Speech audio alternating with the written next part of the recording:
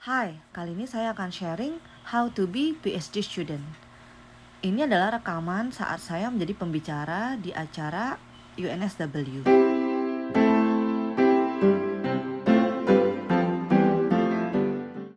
Teman-teman, again saya Fatma.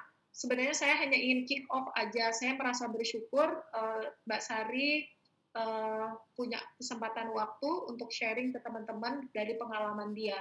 Saya ini kenal Mbak Sari ini bukan dari 2, 3, 4 tahun yang lalu, tetapi mungkin 1 tahun terakhir ini ya. Tetapi saya merasakan Mbak Sari ini luar biasa semangatnya. Perjalanan PhD itu nggak mudah, dan pernik-perniknya, detournya itu kemana-mana dulu, tidak straightforward seperti master dan bachelor degree. Dan saya menyaksikan bagaimana jatuh bangunnya Mbak Sari. Jatuh bangun aku. Ketika sekarang sudah benar-benar merasakan menjadi student PhD di UNSW. And I picked Mbak Sari to be a main speaker today karena beliau patut mungkin dicontoh ya, bisa share pengalamannya, bagaimana apa pengalaman jatuh bangunnya, dan tentunya story yang nanti pengalaman yang akan dibagikan menjadi guru, menjadi pengalaman, atau mungkin sebagai tali silaturahmi ke depan kalau mau ditanya-tanya. Mudah-mudahan Mbak Sari nggak keberatan untuk ditanya-tanya. Mbak Sari, my opening remark, this is only to say thank you so much for your time to share your knowledge, experience, dan juga ceritanya, dan semoga ini bisa bermanfaat buat teman-teman. Dan perlu teman-teman ketahui, Mbak Sari ini adalah kandidat PhD yang juga dapat scholarship dari LPDP. Bayangin dong, susah pastinya kan.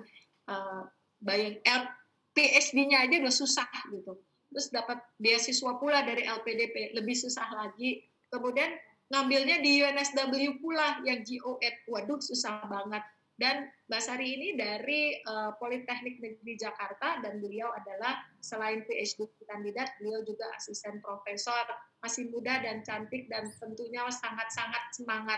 Mbak Sari, without further ado, I just welcome you and thank you. Mbak Vita, I hand over to you how you can try to start with Mbak Sari. Thank you. Baik, terima kasih Bu Fatma. Over to you, saya langsung saja ya, silakan. Baiklah, salam kenal semua. Salam kenal. Kalau Bu Fatma bukan salam kenal, salam sayang ya.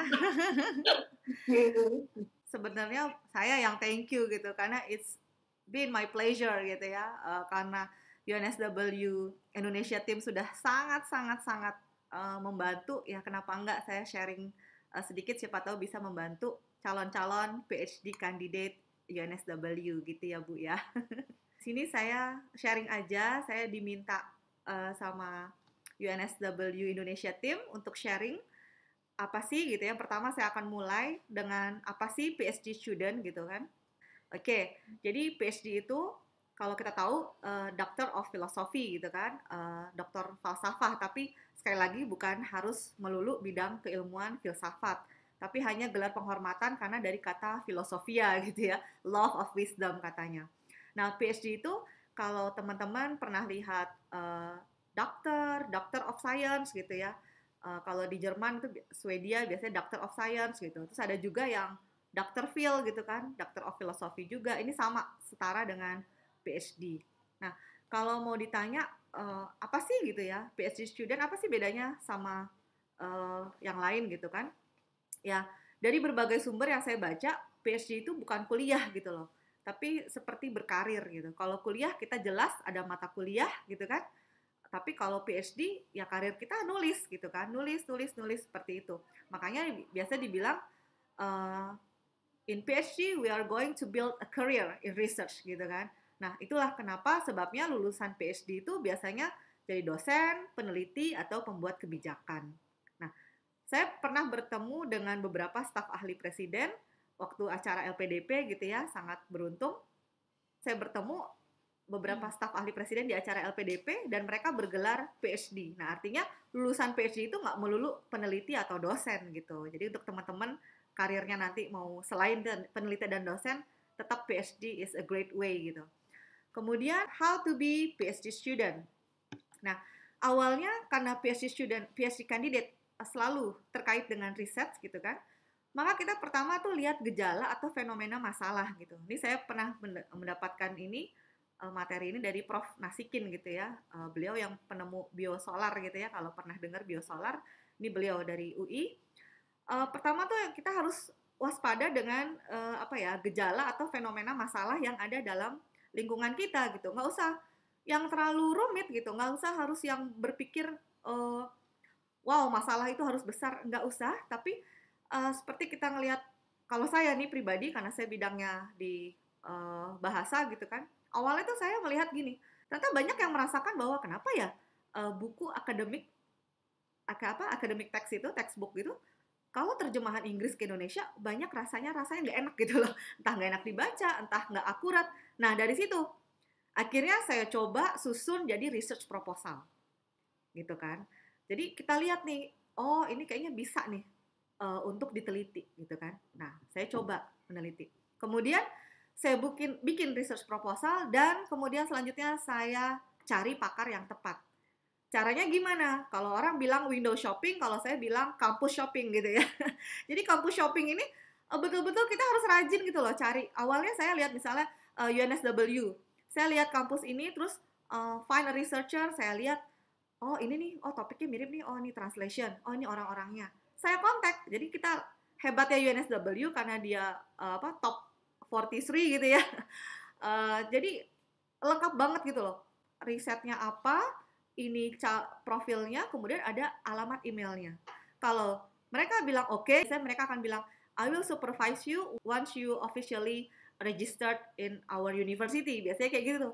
Nah itu udah kabar gembira dan hal itu juga bisa dijadikan bisa jadi screenshot untuk bukti kita kalau melamar beasiswa gitu. Nah selanjutnya daftar deh tuh daftar kampus, terus bangun komunikasi gitu dengan calon supervisor kita. Karena saya tuh dari 2018 loh kontak calon supervisor. Saya bilang saya 2019 mau apply beasiswa. Oh ya good luck dan lain gitu. Terus 2019 belum juga gitu kan. Maaf saya belum jadi karena belum siap, dokumennya ada yang belum. Jadi kita selalu communicate gitu. Kenapa? Karena calon supervisor itu akan kayak jadi jodohnya kita dalam dunia akademis. Jadi kalau kita nyaman sama orang ini, kayak apapun badai ketika kita neliti, itu masih akan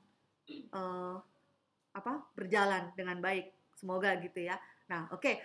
Terus nggak cuman supervisor, saya kontak langsung ke GRS gitu ya. Kalau di UNSW GRS. Apa Bu panjangannya GRS? Kok saya lupa sih.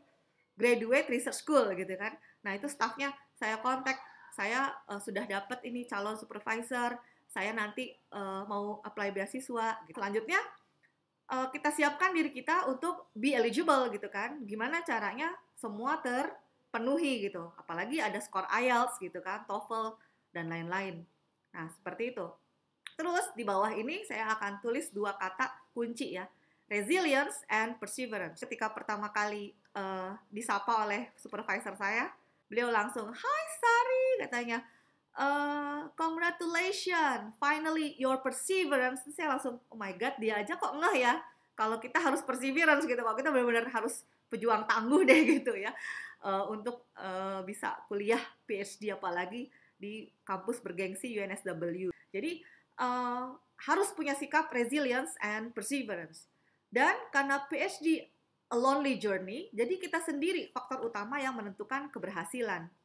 Beda sama master by coursework gitu loh. Sudah jelas, oh mau kuliah ada mata kuliahnya, ada SKS atau kredit gitu kan. Pokoknya asal kita rajin hadir, kerjakan tugas, dapat nilai minimal, lulus gitu ya. Kalau PhD nggak gitu. PhD is a lonely journey, but you're not alone. Ya, sekali lagi, you're not alone. Nah, kerennya UNSW has great staff and service. Selain staff dan servisnya yang luar biasa ya untuk menunjang akademik kita, ongoing students-nya aja kayak wajib loh bantu new students. Kenapa begitu? Saya kasih contoh ya lewat seminar, workshop gitu. Jadi tiba-tiba dapat email, apakah Anda mau ikut tesis writing bootcamp? Ini yang bantu one-on-one consultation kakak kelasnya. Saya daftar, terus kita cek gitu kan, dilihat tuh si proposalnya gitu. Kemudian ada lagi dari fakultas lain. Saya pernah ikut mindfulness workshop. Jadi dibilang di email itu, PhD itu agak stressful. Jadi kalau mau ikut workshop ini yang bikin mahasiswa psikologi gitu kan. Oh ya udah saya join. Gitu. Jadi benar-benar support sistemnya luar biasa. UNSW itu punya agreement dengan LPDP dan kita baru saja extend the agreement untuk tahun 2021 sampai 2025.